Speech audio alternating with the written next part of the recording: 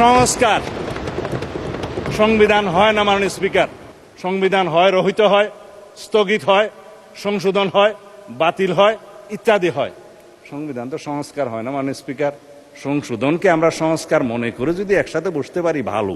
আজকে আমি কনসেন্ট্রেশন দিতে চেয়েছিলাম অনলি জুলাই জাতীয় সনদ, যেটা ঐতিহাসিকভাবে স্বাক্ষরিত হয়েছে, সেটা কিভাবে বাস্তবায়ন করা যায় তার পদ্ধতি নির্ধারণ করি, চলুন সেই বিষয়ে আমরা আলোচনা করি। প্রস্তাব দিয়েছিলাম যে সংবিধান সংশোধন সংক্রান্ত একটা বিশেষ কমিটি, সংসদীয় কমিটি গঠন করা হোক, সবাইকে নিয়ে যারা এখানে রিপ্রেজেন্ট করছে জাতীয় সংসদে এবং স্বতন্ত্র সদস্য সহ। সেই বিষয়ে তারা মনোযোগ দিলেই পারতেন। আজকে অবশ্য মাননীয় বিরোধী দলীয় নেতার আমি মনোযোগ দিয়েই শুনেছি ওনার কথা।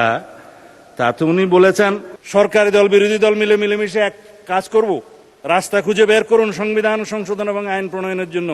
ওয়েলকাম জানাই, স্বাগতম। জুলাই জাতীয় সনদ বাস্তবায়ন চায় তারা প্রত্যেকে বলেছেন। অর্ডারের কথা নিয়ে বলে যে গণভোট অর্ডার, এটার কি হবে সেটাও আলোচনা করব আমরা, যদি সংবিধান সংশোধনী কমিটি বিশেষ কমিটি গঠন করা হয় সেখানে। চলুন এখানে মিলেমিশে আমরা আলোচনা করে বের করি। সংস্কার সংবিধান হয় না মাননীয় স্পিকার। সংবিধান হয় রহিত হয়, স্থগিত হয়, সংশোধন হয়, বাতিল হয়, ইত্যাদি হয়। সংবিধান তো সংস্কার হয় না মাননীয় স্পিকার। সংশোধনকে আমরা সংস্কার মনে করে যদি একসাথে বসতে পারি ভালো।